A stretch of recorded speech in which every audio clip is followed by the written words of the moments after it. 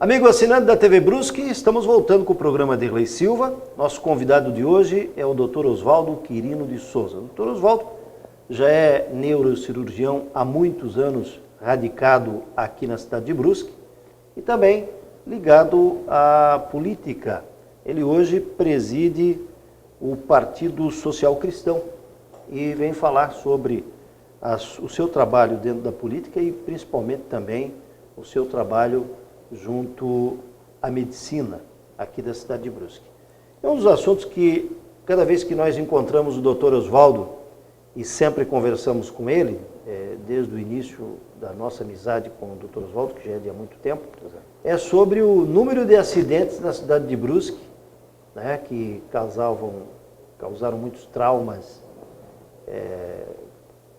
para famílias e sempre foram notícias aqui na cidade de Brusque e de um tempo para cá houve uma diminuição. Dr. Oswaldo, é um prazer tê-lo aqui no programa. Obrigado, Dirley, mais uma vez. Prazer é todo meu. Sempre uma honra ser convidado por você para poder falar à sua audiência. Dr. Oswaldo, esse assunto é sempre um assunto pertinente quando nós nos encontramos. Sim. Segundo a sua avaliação, uma diminuição no número de traumas aqui na cidade de Brusque, tanto traumas relacionados à tua área, como a área ortopédico, Ortopédico. Né? O que o Dr. Oswaldo acha que aconteceu? Foi uma coisa da lei da conscientização, enfim, quais foram os fatores que melhoraram essa situação aqui em Brusque, que sempre foi uma cidade com muitos acidentes? Bom, eu acho que assim, houve uma conjunção de fatores positivos que levaram à situação atual, né? Que realmente houve uma redução significativa do número de acidentes com vítimas tanto fatais como com lesões corporais, né? Aqui em Brusque. Na década de 90, para você ter uma ideia assim, aproximada, eu trabalhava ainda sozinho como neurocirurgião aqui na cidade e nos finais de semana, sistematicamente, a gente operava 2 a 3 pacientes entre sexta-noite e segunda de manhã. Na faixa de 18 a 25 anos, também sistematicamente alcoolizados, né? E então, naquele momento aqui na cidade, foi lançada uma campanha, né, em conjunto com o Corpo de Bombeiros, com os clubes de serviço como o Rotary, como o Lions e as escolas do município, alguns serviços médicos, como de ortopedia, por exemplo, de fazer campanhas educativas, né? Então, na época, eu me lembro que eu trouxe um projeto que era da Sociedade Brasileira de Neurocirurgia, que era o projeto Pense Bem, que a gente ia às escolas, e fomos várias escolas, fomos a vários clubes de serviço, levar essa ideia, a ideia da prevenção, né, do trauma. E junto com isso, com essas campanhas educativas, né, houve então um avanço na legislação também, né, como a lei seca, né, e o advento das multas para as infrações de trânsito, como por exemplo dirigir embriagado, né, os pontos da carteira, a cassação da carteira de habilitação e por aí vai.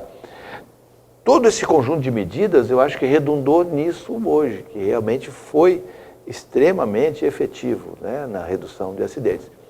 Houve, agora, há uns 5 anos atrás, um certo recrudescimento, mas nem perto do que era antigamente, pela vinda, né, nós supomos, é isso, né? A gente pensa que seja por isso, de migrantes, né, para Brusque, que a população de Brusque em si já estava bem conscientizada, né, a respeito do acidente, das lesões, das prevenções e das causas do acidente, né? Quando eu aqui cheguei, por exemplo, é o único lugar que eu tinha visto acidente de moto com moto. Uhum. Num final de semana, uma ocasião, morreram 6 pessoas, bateram 3 motos, ali entre Guabiruba e Brusque, e todos sem capacete, todos jovens, né? Então, o acidente de trânsito realmente ele era um calcanhar de Aquiles aqui na cidade, ceifava vidas e deixava muitos jovens que são vivos até hoje mutilados, né? Presos à cama, grabatários mesmo, completamente dependentes, né, de terceiros para a sua sobrevivência. Ainda hoje em dia existem jovens nessa situação aqui de acidentes ocorridos naquela época em que eles eram adolescentes, hoje estão adultos, mas acamados, né? Então, só concluindo a tua pergunta, acho que foi um conjunto de fatores, né, que ocorreram. E também penso que a cidade melhorou muito, né, hoje na redução da morbidade, né, da gravidade desses traumas, pela qualidade do atendimento, não só pré-hospitalar, com a nossa equipe elogiável de bombeiros da cidade, bombeiros militares, né, mas como também do aparelhamento dos nossos hospitais, principalmente do Hospital de Azambuja, do pronto-socorro, com o advento de vários de médicos, né, que vindo de outros lugares, de várias especialidades, e também a melhora no diagnóstico imediato. Então, hoje no pronto-socorro você já tem acesso a ultrassom, que você não tinha, acesso a uma tomografia, que é de rotina, hoje é um exame, né, que a gente chama de screening, né? Chega um paciente lá com uma lesão, você faz uma tomografia da cervical, da dorsal, da lombar, tudo no mesmo momento, faz tomografia de crânio, então um exame que ficou assim, simplificado, né? Então, o atendimento realmente melhorou muito. Houve um incremento do número de leitos de UTI, também facilitando, né, o atendimento a esses pacientes que necessitavam de assistência respiratória. Houve a contratação de médicos de sobreaviso que ficam dentro do hospital agora, né, e antigamente eram alcançáveis, mas também não tinha-se aquela obrigação de contrapartida, né? Ele era alcançável, se fosse localizado, ele viria, se não fosse, tinha que transferir o paciente para outro lugar. Então, hoje há uma equipe de socorristas e anestesistas dentro do hospital, né? Então fica muito mais fácil o atendimento. Tanto é mais fácil que, às vezes, um acidente de trânsito, hoje ele chega naquela chamada golden hour, né? A hora de ouro, né, do atendimento, ele, entre a cena do acidente e o tratamento, se decorre 1 hora. Então, é excelente isso, né? A resposta mais rápida. Uma resposta muito mais rápida, né? Muito melhor. O doutor Oswaldo tem acompanhado muitos encontros fora do país. Eu me recordo que todos os anos o doutor Oswaldo viajava para, sei lá, acompanhar palestras e tem feito isso? Sim, ainda faço isso, né? É uma reciclagem permanente que a gente tem que fazer como médico, né, Dirley? É quase que uma imposição profissional isso hoje em dia. Você tem que estar reciclando, porque a velocidade de informação é muito grande. Você basta ver pela internet hoje, que a gente quase não consegue nem dominar o número de informações, né? Então, pelo menos 2 vezes a 3 vezes por ano a gente sai, né, para eventos tanto nacionais como internacionais, né? O que tem de novidade aí nos avanços tecnológicos em relação à neurocirurgia? O que está aparecendo, especialmente na Europa e Estados Unidos, e o que já temos de acesso aqui no Brasil? Bom, o que avançou ultimamente foi a chamada cirurgia funcional, que é a cirurgia estereotáxica, em que você faz cirurgia para, por exemplo, a doença de Parkinson, né? Aquela em que a pessoa tem o tremor, tem rigidez, tem movimentos lentos, e às vezes chega num ponto incapacitante para a pessoa, que ela não consegue nem fazer as suas atividades do cotidiano. Então, nesses casos, há uma indicação de cirurgia, né? Então, já tem feito cirurgias que consistem na colocação de eletrodos em determinadas áreas do cérebro, depois de feito um mapeamento de todo o cérebro, localização das áreas responsáveis por aquele sintoma, e você então faz geração de corrente de lesão com radiofrequência, faz injeção de células-tronco. Então, esse é um campo que avançou bastante. Outro campo que avançou, e é muito interessante, eu pretendo sair agora para ver também, é o campo da neuroendoscopia, em que você faz cirurgias chamadas minimamente invasivas, tanto no cérebro quanto na coluna, né? Então, é possível hoje você operar o cérebro, vários tipos de patologia, por via endoscópica. Você faz uma pequena perfuração no crânio, né? Introduz ali, onde é possível introduzir, um endoscópio com uma microcâmera, e, paralelamente a essa introdução da microcâmera, há um canal de trabalho, onde você executa o procedimento com outros instrumentos, né? Isso é feito, por exemplo, para a hidrocefalia, aquela doença que A criança, por exemplo, né, nasce com uma malformação no cérebro e começa, então, a acumular água dentro do cérebro, o sistema de drenagem do líquor, né? Ele não se realiza da maneira adequada. Então, antigamente, e hoje ainda se usa, né, aquela válvula, você faz uma derivação. Você coloca um catéter no cérebro, uma válvula sobre o crânio e faz um trajeto até o abdômen e coloca, então, esse catéter de drenagem embaixo do fígado, ali dentro da cavidade abdominal. Então, existe hoje um procedimento em que você perfura e lá dentro você vai fazendo algumas comunicações que você vai derivando essa água para essas comunicações. E aí não há mais a necessidade do catéter, né?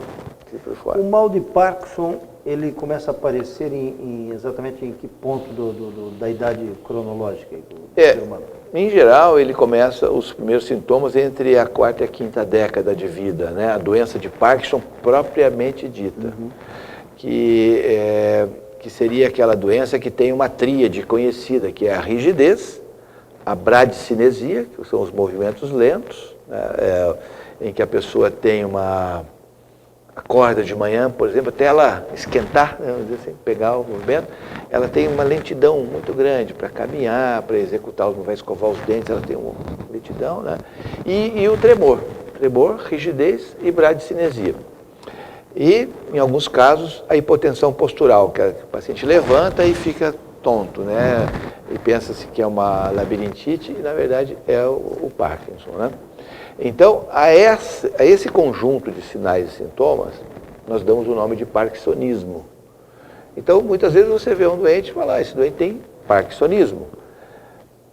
A conclusão, se ele vai ter doença de Parkinson ou não, é secundária, né? Então, em geral, o parkinsonismo ocorre na doença de Parkinson, mas pode ocorrer também em outras doenças, ou até ser um evento normal, dependendo da idade da pessoa. Então, é chamado parkinsonismo senil, em que você tem uma pessoa de 80 anos que tem rigidez, que tem tremor, que tem movimento lento, mas não tem a doença do Parkinson, tem parkinsonismo. O que muda isso? Muda o tratamento, muda o tipo de medicamento que você vai escolher, né? Então, se você tem o Parkinson puro mesmo, uma pessoa com 50 anos, por exemplo, então aí você vai ter determinado tipo de remédio. E às vezes pode, dependendo da gravidade, já indicar cirurgia para esse paciente no início já da doença, né? Não deixar ela avançar. Mas ela tem cura? O Parkinson tem cura ou ele tem controle? O Parkinson, hoje, ele é uma doença crônica, né? Ele é uma doença crônica e progressiva. Ela vai progredir independente do tratamento que você der. Os medicamentos existentes hoje, eles vão o quê? Controlar os sintomas, né? E os sinais. Então, por exemplo, se o paciente tem muito tremor, o medicamento vai reduzir bastante o tremor dele. Se ele tem muita rigidez, também vai reduzir.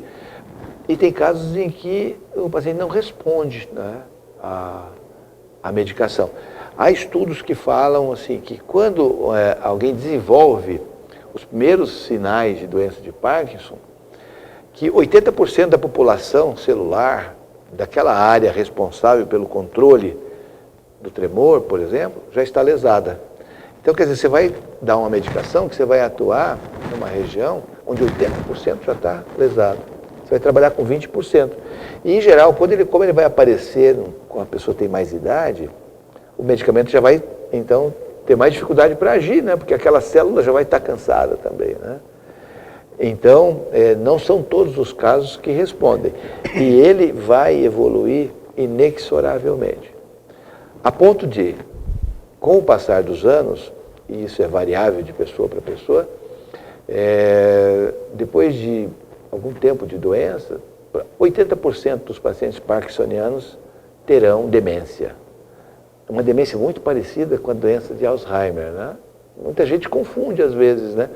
Porque numa fase avançada são bem parecidas mesmo, sabe? Para fazer o diagnóstico diferencial vai muito da história, ver com que idade que começou o sintoma, né?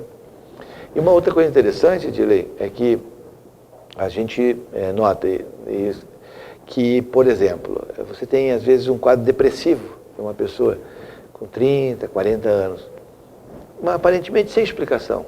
Está tudo bem, não houve nenhum fator externo, não houve nenhuma perda, não teve nenhum trauma, e a pessoa fica deprimida e não responde ao remédio.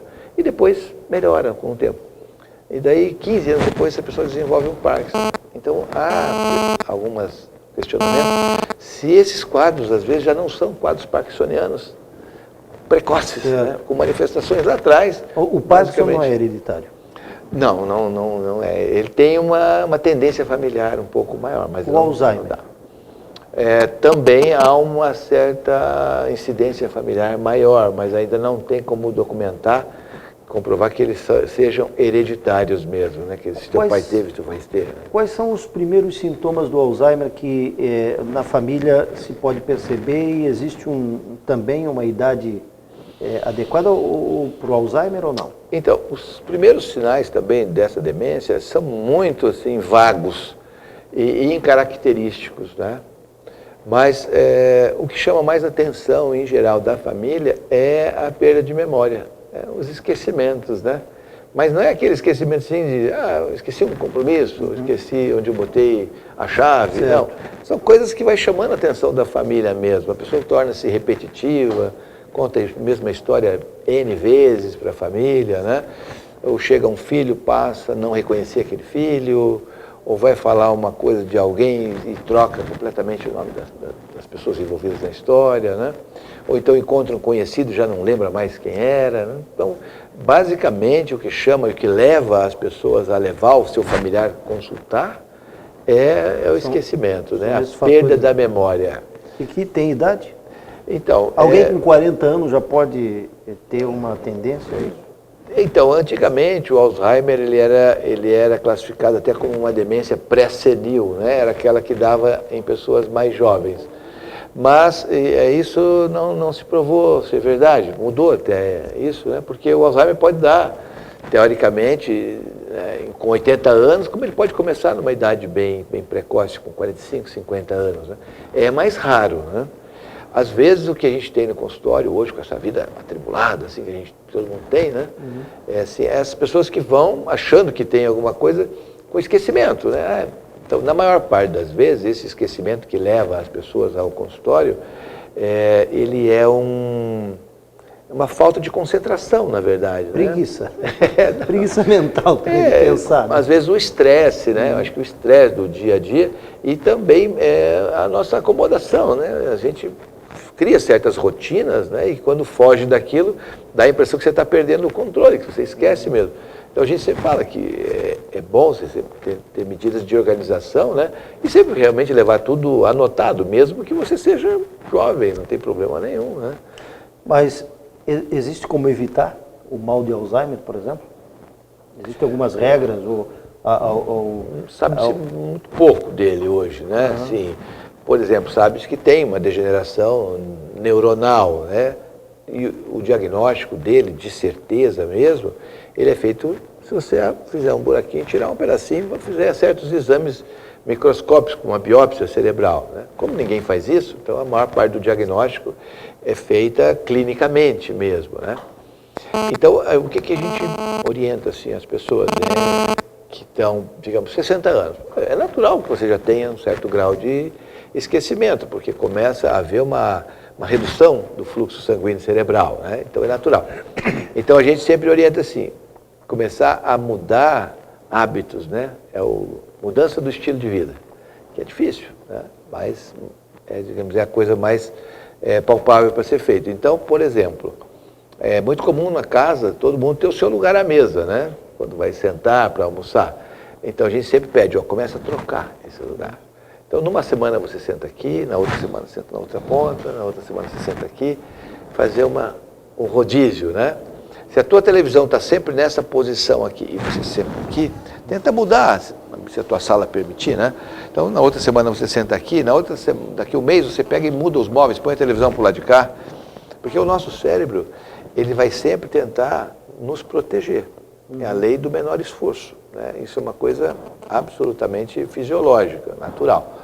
Então, ele vai tentar fazer com que nós não gastemos menos energia.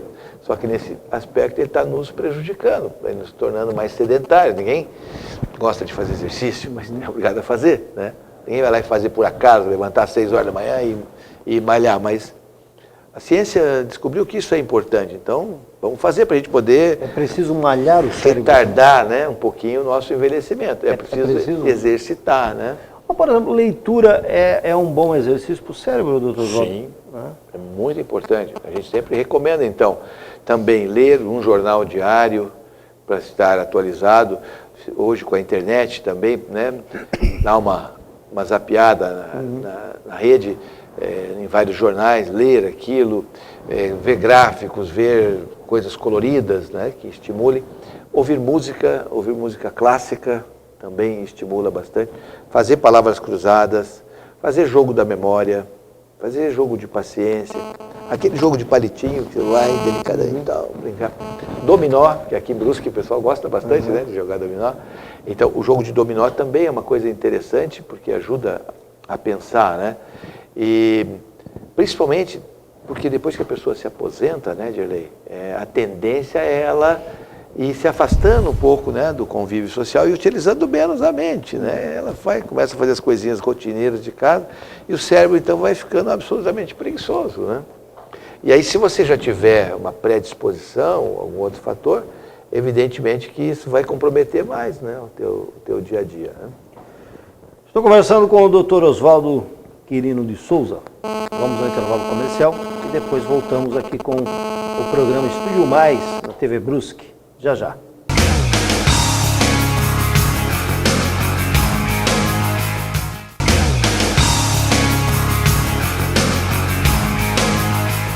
Muito bem, estamos de volta aqui com o programa de Dirley Silva, conversando com o Dr. Oswaldo. Eu sou fã de uma jornalista e cientista político, ela é escritora, a Lúcia Hipólito. Ela faz parte daquela Meninas do Jô. As Meninas do Jô, as 4 Meninas do Jô. Isso. Né? E a Lúcia Hipólito trabalhou na CBN. Ela tinha uma capacidade impressionante de fazer comentários do quadro político brasileiro, quadro econômico. Uma pessoa inteligentíssima. E para quem acompanha o programa do Jô Soares, ela voltou agora ao quadro, mas voltou com uma dificuldade de falar, né? Voltou até mais obesa, sabe? Eu fui pesquisar, mas afinal, o que aconteceu com a Lúcia Hipólito? Eu não sabia. E descobri que praticamente 3 anos atrás, ela teve a síndrome de Guillain-Barré, é isso? São 2 médicos, até ela contou depois do que se trata.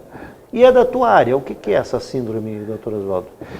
Já tivemos vários casos aqui em Brusque. Pois aqui em Brusque também. Então, mas primeiro explica pra gente o que é essa síndrome. Bom, o nome todo da síndrome é Síndrome de Guillain-Barré.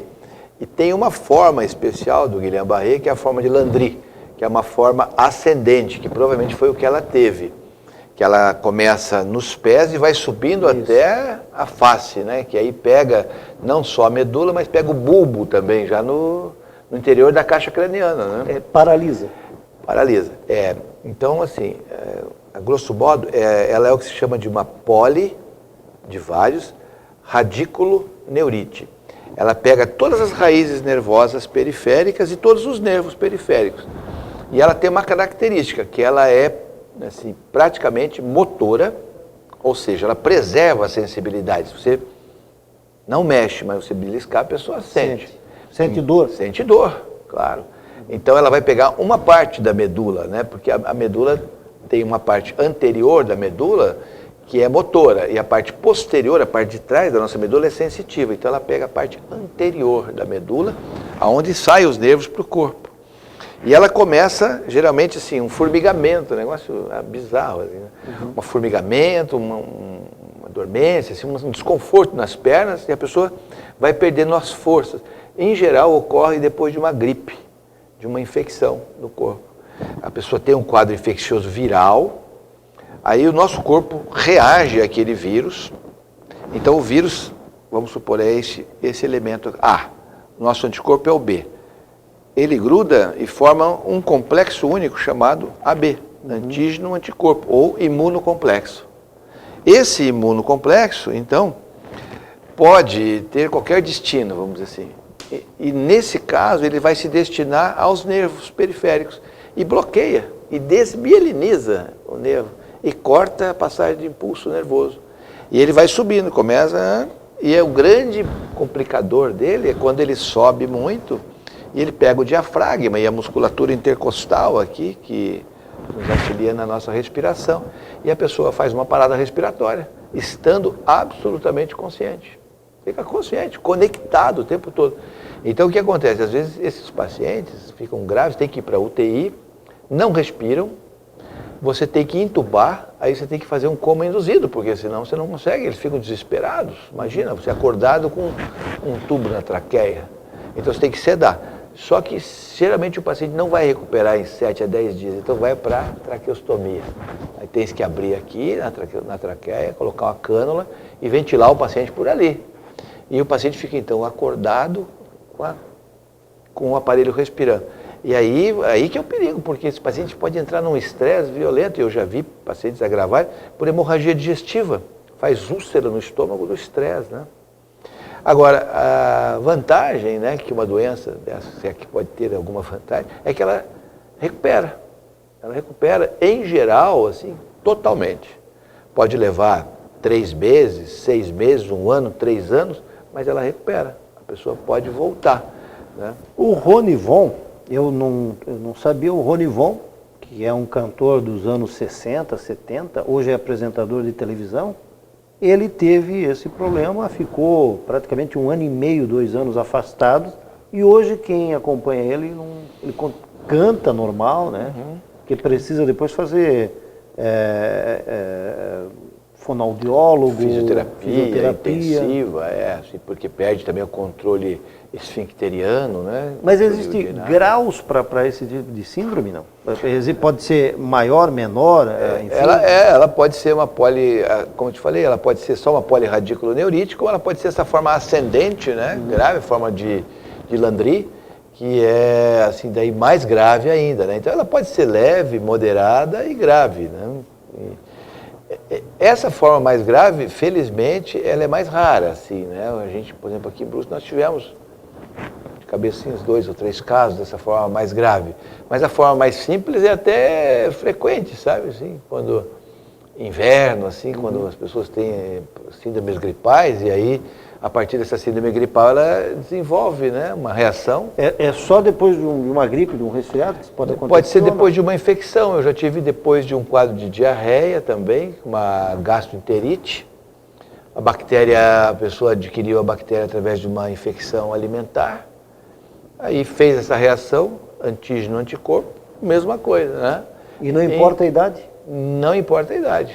Pode ser um jovem, meia-idade, ou até uma pessoa idosa? Né? Já tive em empresário, já tive numa professora, já tive num rapaz que era pedreiro, que ficou 3 meses no respirador, né? Então, não importa a profissão, sexo, nada. E assim, mas e por quê? Bom, tem casos em que, por exemplo, essas doenças autoimunes, né, elas vão atacar o coração. Tem casos que elas agridem o rim, tem casos que elas vão agredir o pulmão. Então, aí vai variar.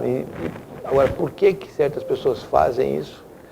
É que é o complicado, que ninguém sabe. Uma coisa que melhorou foi o tratamento, porque até a década de 80 se usava só corticoide, né? Pulsoterapia, você colocava o doente na UTI e corticoide, um imunossupressor, para tirar a resposta imunológica da pessoa, né? Porque aquilo era uma reação exacerbada a uma agressão por um agente externo, que nem um vírus. Depois, na década de 90, apareceu a plasmaférese ou plasmaferese, que nós usamos aqui em Brusque, né? Nós não tínhamos banco de sangue, mas havia em Blumenau um grupo de hematologistas que faziam, e foi espetacular.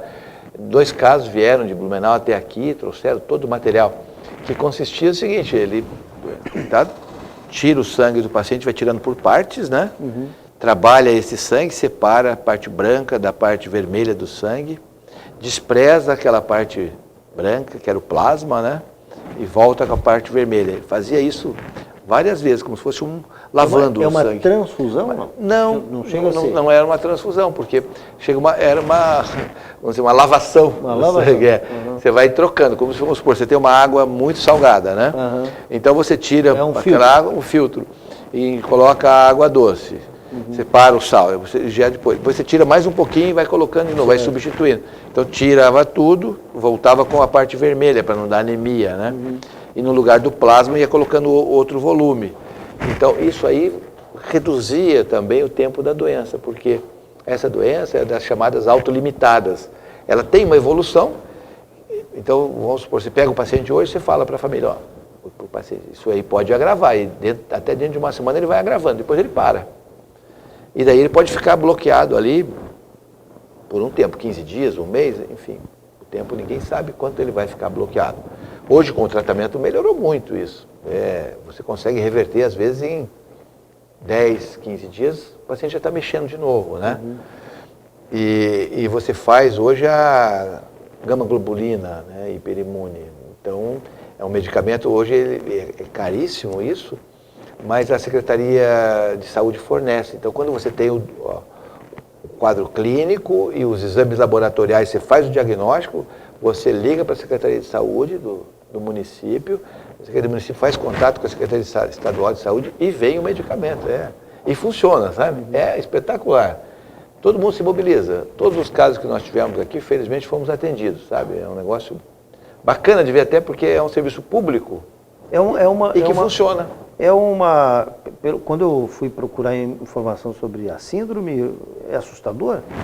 Chega a ser assustador. Você imagina paralisar o corpo inteiro e continuar sentindo dor e não poder dizer que está sentindo dor. E não conseguir respirar. Pior ainda, né? Você sente coceira no corpo, né? Sente todo tipo de sensação, você vai continuar, né?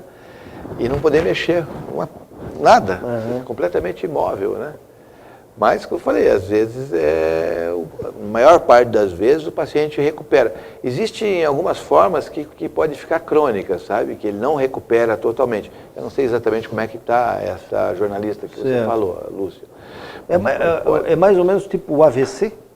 Que também pode deixar sequelas? Não, porque no AVC há uma lesão, né, neurológica bem identificada, né? Nessa Guillain-Barré, ocorre o processo de desmielinização. O nosso nervo periférico ele tem uma capa com uma proteína, né, chamada mielina, que faz a transmissão do impulso nervoso.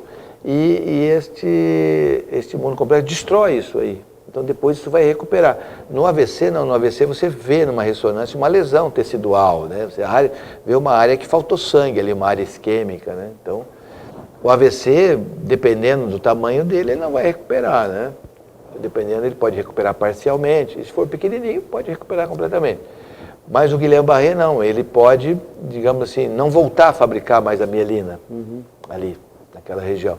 Então a pessoa vai ficar com um déficit de força, vai recuperar uma parte, mas nunca mais vai ser como antes, né? Dá uma atrofia muscular muito grande. Por exemplo, se você analisar o AVC, o que a gente popularmente chama de derrame, ele é muito mais popular do que essa síndrome. Ou seja, ele tem você vê pessoas mais atingidas por isso do que por ser mais frequente, né? Certo. O AVC é uma patologia vascular mais frequente e a patologia vascular ela é predominantemente na população. O Guillain-Barré é uma doença infecciosa, na verdade, né? E desmielinizante aguda, pode-se dizer inflamatória, porque às vezes ela não tem uma infecção nitidamente associada. Muitas vezes tem, você tem um quadro gripal, viral, né? Pelo influenza ali, precedendo a doença, ou um bacteriano, alguns dias antes. Mas, às vezes, você não consegue identificar isso. Então, você tem o quê? Uma reação inflamatória. Agora, o AVC não. O AVC é uma doença vascular. E as doenças vasculares predominam. Alguém, por exemplo, tem o HIV, pode ter uma situação dessa. Alguém o tal mosquito da dengue, pode ocasionar uma situação dessa? Pode também. Pode. Depois de uma infecção de dengue, né? De dengue, de difteria, pode desencadear isso aí também, né? O HIV, ele pode desencadear tanto pela ação direta do vírus, do vírus do HIV, quanto pela medicação. Só que a medicação, daí, ela não vai causar uma polirradiculoneurite, ela vai causar uma polineurite só, ela poupa as raízes. Então, quando é da medicação, ela vai pegar geralmente mais membros, a parte distal dos membros, por exemplo, nos braços vai pegar mais as mãos e nas pernas vai pegar mais do joelho para baixo, tipo uma bota, né? E tipo uma luva, do que o Guillain-Barré, que tem essa característica ascendente, né?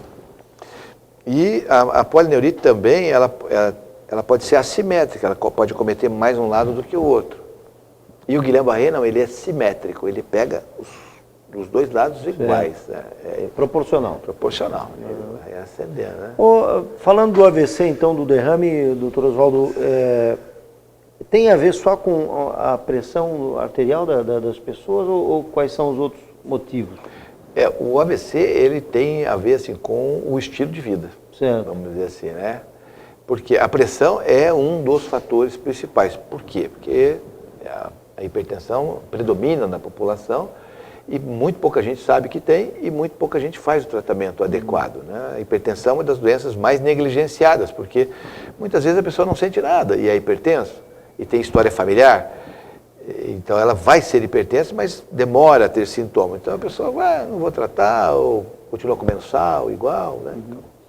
Mas existem outros fatores de risco, por exemplo, as dislipidemias, o aumento do colesterol e do triglicerídeo, por exemplo, né? Você tem um colesterol ruim muito elevado, tem um colesterol bom muito baixo, você tem um triglicerídeo, que é uma espécie de gordura também muito elevado, ácido úrico elevado, sedentarismo, tabagismo, obesidade, né? Enfim, são vários fatores de risco aí que favorecem o AVC. É uma doença muito frequente, sabe, Dirley? E é outra coisa que é um problema de saúde pública, né? Porque diariamente o que se chega de AVC, parece que está começando a haver um pouquinho mais de conscientização das pessoas hoje com essas medidas alimentares, né? Assim, que realmente as pessoas estão tendo mais acesso, né? Tanto nos postos de saúde hoje, nos serviços públicos também contam com a presença de nutricionistas hoje, né? Para orientar a dieta para quem quer fazer, evidente. Os planos de saúde oferecem também, porque para eles é muito melhor hoje prevenir do que depois tratar de um doente com AVC, né? É mais caro. É muito mais caro, Custa né? mais, né? Sim, o custo social desses pacientes é muito elevado, né?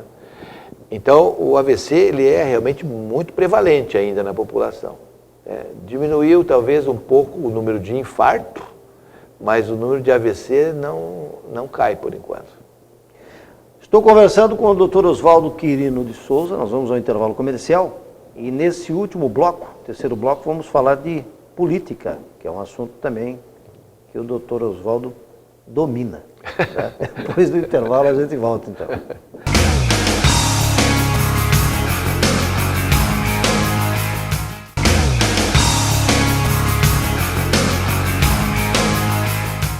Muito bem. Terceiro bloco, conversando aqui com o Dr. Oswaldo, sempre uma conversa agradável. Obrigado, igualmente. O Oswaldo tem que vir mais vezes aqui. Aí ele pode dizer, você tem que me convidar também. Fazia tempo, né? É verdade. O Dr. Oswaldo é presidente do PSC, o Partido Social Cristão. Partido novo aqui em Brusque, não tão novo no quadro político brasileiro. Já tem há bastante tempo, mas para a nossa cidade é um partido novo. 2 anos que o PSC se instalou em Brusque, doutor? Você à frente dele, na tua liderança? Comigo na presidência do partido já faz 2 anos. Ele existia, né, como uma agremiação, o presidente era o Cícero Class, e em função das coligações, de não ter tido nenhuma participação, nunca elegeu vereadores e tudo, ele é considerado ainda um partido pequeno, né? E nos foi, então, oferecido uma oportunidade de conduzir um processo de, vamos dizer assim, de reformulação do partido, né, e de avanço, né, nas políticas partidárias dentro da nossa cidade, né? Então eu, assim, abracei essa causa, né, mais uma, e estamos tentando fazer um trabalho ainda, né, como eu falo, embrionário, mas um trabalho sempre visando, né, o crescimento partidário e uma participação maior, né, deste partido dentro da nossa sociedade. Você já conseguiu aí umas filiações importantes, empresários, lideranças da comunidade, pessoas ligadas em todos os setores aí, sociais, que até por quando te conhecer, né, e mais as pessoas que estão chegando, isso facilitou, né? Esse avanço no desenvolvimento do partido, Oswaldo, tem a ideia, lógico, de participação na eleição municipal do ano que vem, é isso? Sim. Em princípio, nossa ideia é já no próximo pleito, em 2016, termos uma participação bem ativa mesmo, né? Com lançamento de candidatura a prefeito. Na majoritária e proporcional. Na majoritária e na proporcional. Né? Claro, estamos em conversas agora, em tratativas com vários partidos aí, está bem interessante, né? As conversas. Tivemos realmente a adesão de segmentos importantes aí da nossa cidade ao partido, né? Que pessoas que até então não se interessavam muito por política, sabe? E agora vendo dentro deste partido, né, ideias que se coadunam com o seu pensamento, estão realmente aderindo, sabe, com bastante força. Tivemos a entrada de um empresário, que é o Ademar Sapelli, um empresário muito respeitado na nossa cidade, né? Tem uma participação comunitária muito intensa, uma participação empresarial muito grande, e de primeira hora veio nos apoiar, assim, está realmente com bastante vontade de participar do processo. Sabe? Oswaldo, como é que, na tua qualidade de também político, né, e cidadão da área da saúde, como profissional da medicina, o quadro político-econômico brasileiro no momento, né? É evidente que, claro que causa sempre uma preocupação, mas essa preocupação, uma preocupação de esperança, de melhorar, Oswaldo, ou algo que deve ser não a curto prazo, mas a longo prazo essa melhora? Realmente preocupa bastante a situação que a gente está vivendo, né? Assim, em todos os segmentos, né, de lei. A nossa cidade parece assim, que ainda não sentiu muito o efeito da crise, talvez em função muito do setor que trabalha e do seu povo, que é um povo muito trabalhador, a guerreiro, né? A diversidade de setores que nós temos aqui. A diversidade na economia, né? Na economia, né? Uma economia muito pujante, muito forte, né? Diversificou da década de 90 para cá, porque antes era muito concentrada com o setor têxtil, né? Mas hoje a indústria metalúrgica é muito forte na nossa cidade, a indústria de serviços também é muito grande, o próprio turismo, né? A cidade diversificou muito o seu ramo, né? E Brusque se tornou um polo, né, regional aqui, com outras cidades todas, né, no seu entorno, tendo aqui como referência. Então, mas o cenário nacional é realmente preocupante e a gente vê que esse cenário econômico, me parece, assim, né, grosso modo, ele está intimamente ligado ao cenário político, né? Parece que descambou a coisa assim, muito por conta da desorganização política que se tomou conta do país.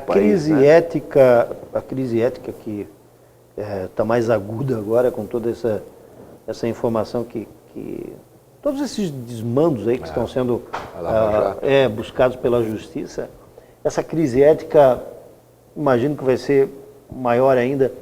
Ela vai continuar afetando a economia? Assim, como a gente sempre fala assim, que a toda ação corresponde uma reação. Isso é um princípio da física, né? Em sentido contrário. Eu penso que a sociedade já começou a se mobilizar em relação a isso, né? Pode ver que toda a sociedade civil está se movimentando e está mudando os parâmetros, né, em relação à política. Acho que a Lava Jato, ela veio para ficar, ela vai ser mais ou menos como a Operação Mãos Limpas na Itália na década de 70 e 80, né? Em que os juízes também estimularam esse processo de delação premiada e tal. Então a Lava Jato, acho que ela veio para mudar muitas coisas. E a sociedade está se organizando para isso e não deixando, né, que o governo de plantão tome conta das suas vidas, né? Está começando a se movimentar. E isso é uma coisa que eu sempre falo, Dirley, assim, que independente da política, né, temos a nossa individualidade, né, e essa individualidade reflete em toda a coletividade, no sentido de que nós buscamos os espaços, né? A gente não fica só esperando das políticas públicas para a gente começar a se movimentar, né? Você continua trabalhando, você expandiu os seus negócios, né? A gente continua tentando operar, claro que com as dificuldades econômicas do sistema todo, né? Mas a gente continua batalhando. Então a sociedade está se movimentando. Eu creio que, penso eu, pelo que a gente tem visto e ouvido de alguns analistas, né? O cenário econômico para o ano que vem deve melhorar, né? E além de tudo nós temos que ser otimistas, eu acho, né, Edilei? Temos que ser sempre otimistas, não nos entregarmos, né? Se fosse hoje para... É evidente que para indicar uma situação de necessidade urgente na nossa sociedade, você pode, sei lá, apontar para a segurança, para a saúde, para a educação, para a infraestrutura, e você vai encontrar demandas para serem resolvidas em todos esses setores. Mas qualquer pesquisa que se faça, né, Oswaldo, qualquer pesquisa que se faça, sempre se coloca a saúde como principal bastião, principal bandeira de qualquer governante, seja em nível federal, de estado ou município, né? E meio que promessas são feitas, né? Discursos são colocados, se faz um programa eleitoral bonito, principalmente quem tem essa oportunidade na televisão, né? A gente consegue ver isso, mas na realidade a vida do cidadão continua a mesma, a dificuldade continua a mesma. E você, como alguém da área de saúde, sabe disso muito bem, porque está lá no Hospital de Azambuja todos os dias, de segunda a segunda. Hoje, se você, Oswaldo, tivesse condições de se candidatar e tivesse a felicidade de se eleger, na tua avaliação, hoje, qual é a prioridade número 1, número 2 e número 3, por exemplo, de Brusque? Qual a situação hoje que você vê mais complicada? É realmente a área em que tu atua ou tem situações então, que estão piores ainda do que essa? Bom, assim, Brusque eu acho que ainda é uma cidade diferenciada assim, no cenário nacional, né, Edilei? E penso que em qualquer governo, eu tenho essa avaliação dentro de mim, assim, acho que o mais importante assim, é a educação e a saúde. Porque com a educação você vai fazer o quê? Você vai instruir melhor as pessoas, até para elas escolherem quem está governando elas, né? Quem vai instituir as políticas que elas necessitam, né? Quem vai ampará-las, né, nesse momento. E com a saúde as pessoas também vão, no caso da saúde, cuidar-se melhor, poder desenvolver melhor, ter um estilo de vida melhor, vão trabalhar melhor, vão ser mais instruídas no sentido de buscar melhores oportunidades, reivindicar melhor os seus direitos, né? Exercer melhor a sua cidadania. Né? Quer dizer, teoricamente, com educação, você já começa a resolver os outros problemas. Principalmente a questão da saúde, que é aquilo que a gente falou no bloco 2 ali, em relação a, por exemplo, ao AVC. Se você tem uma conscientização, e até falamos no primeiro bloco em relação aos acidentes, se você começa a ter conscientização, a conscientização vem da capacidade de pensamento. Né? E aí isso leva a outras coisas. Mas o difícil é você fazer isso, essa mensagem passar. Porque, e como médico sabe disso, né, Oswaldo? Chegar para uma família que tem uma pessoa com um tumor e dizer assim para ela, você quer o dinheiro para ir fazer a faculdade ou fazer a cirurgia do seu marido, do seu filho? É evidente que ela vai escolher. Então é meio que saúde, é aquela coisa sempre da prioridade número 1, parece, por parte, a sensação da comunidade. Bom, eu fui candidato uma vez, Gilei, e assim, o meu programa, ele era, você participou também, sim, nós estivemos juntos. Ele era basicamente elencado, né, baseado assim, na saúde, né? Então, às vezes, o que acontece é o seguinte, a saúde é visto como uma necessidade mais imediata. Sem dúvida. Da coisa, assim, né? Aquele problema premente, eu preciso de uma cirurgia, eu preciso de uma consulta, né? Meu filho sofreu um acidente, eu tenho que operar, ou tenho que fazer uma cirurgia do coração, né? Então, é isso que se fala, é para ontem, né? Mas ninguém vê a saúde como coisas assim, preventivas, né? Vamos tomar medidas preventivas, vamos cuidar desde a vacinação lá no postinho, como a visita médico da saúde, médico da saúde, ou das técnicas, do agente lá, para orientar como é que nós vamos fazer a nossa alimentação, vamos fazer o exercício físico e tal. Então, quando se fala em saúde, se fala na saúde curativa, em última análise, né? Que é aquela ali. Essa daí, eu penso que, de uma forma ou de outra, tem se tentado resolver. Às vezes cria-se um mutirão, faz uma coisa ou outra, né? É claro que Brusque precisa avançar, né? Já melhorou bastante, Edilei, sabe? Posso te dizer isso, sim, já avançamos bastante. Né? Só o fato de nós termos hoje em atividade um Conselho Municipal de Saúde já ajuda muito, porque o Conselho já fiscaliza, já tem voz, tem voz, dirige normas, consegue controlar a aplicação de recursos, né? Então o Conselho já ajudou bastante. Mas vamos dizer assim, em termos de tratamento hoje, o que Brusque precisaria, que eu penso, né? Precisaria ter hoje, para nós atendermos nossa população nesse aspecto, né? Uma quimioterapia, uma radioterapia, um banco de sangue, isso aí seriam necessidades urgentes. E uma cirurgia cardíaca aberta também para todo mundo do SUS, né? Porque hoje, por exemplo, você tem ali colocação de estentes, mas é só a nível de convênio e particulares, né? Tem uma instituição aqui que faz isso aí, que vem um pessoal de fora fazer. Mas precisaríamos ter isso hoje para todo mundo. Essa é a chamada alta complexidade? Alta complexidade, né? Também alta complexidade. Por exemplo, na cirurgia da coluna, é uma coisa que nós sofremos muito, porque eu recebo ali uma patologia, e aqui tem bastante, às vezes, doenças da coluna, hérnia de disco, a gente não pode operar aqui pelo SUS. Por quê? Porque não tem alta complexidade. Porque tem uma série de fatores, né, que influenciam nisso aí, né, mas que precisa ser trazido para a cidade, para você poder resolver aqui, porque tem profissional para fazer, tem estrutura para fazer, tem hospital para fazer, né? Então só falta o que a vontade política. A autorização legal para poder realizar isso, alocar o recurso para fazer isso aí, né? Então eu acho que as sociedades são assim, vão avançando e as mudanças são lentas, né? Essa que nós falamos do trânsito, né?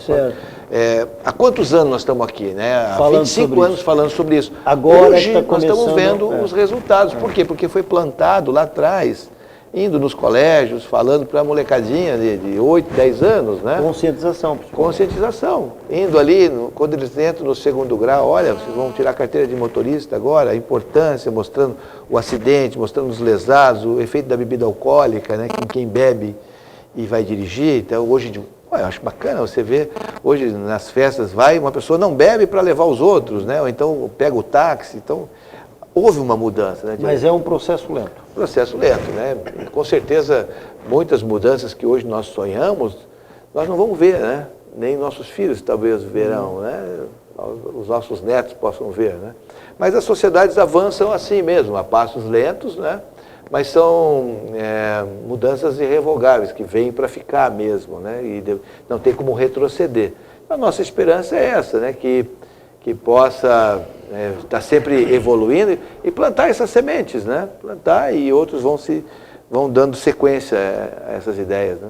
Oswaldo, para encerrar então, o PSC tem feito reuniões mais ou menos em que períodos? Entre vocês e com a comunidade? Você tem feito que tipo de ação para passar mensagens, para buscar informações também, né? A gente tem feito assim, para vários grupos de pessoas, levando assim, uma vez por mês pelo menos, levamos um empresário, ou nosso reitor já foi lá, nosso querido Guinter, né? O senhor Demar Fischer já foi, outros políticos como o Juarez Piva, eles vão nessa reunião e passam, né, a mensagem, fazem uma palestra para a comunidade que está ali assistindo, né, buscando uma integração do partido com outros partidos e com a comunidade em modo geral. Nós fazemos uma reunião ordinária por mês e às vezes fazemos uma reunião extraordinária de caráter deliberativo com a executiva do partido, né? E agora, a partir, né, do início do ano que vem, com essa movimentação política que vai se começar, né, buscando as novas eleições, esse processo vai se intensificar, né? E até aproveito de público para lhe convidar um dia para você participar de uma reunião, né? Será muito bem-vindo. Você tem toda essa tua bagagem, né, essa experiência política na nossa cidade, já foi vereador, né? É uma pessoa extremamente conhecida na comunidade, faz um belo trabalho social na nossa cidade e educacional também, né? Na cidade. Então, será um prazer eu poder recebê-lo um dia lá também nas nossas fileiras. Muito bem, conversei aqui com o Dr. Oswaldo Quirino de Souza. Dr. Oswaldo, muito obrigado. Eu que agradeço, Direi, mais uma vez a oportunidade e, como sempre, fico à disposição, né? Se um dia achar que eu possa contribuir, estarei sempre às ordens. Amigo assinante da TV Brusque, voltamos numa próxima oportunidade com mais um assunto de interesse da nossa comunidade. Um grande abraço e até mais.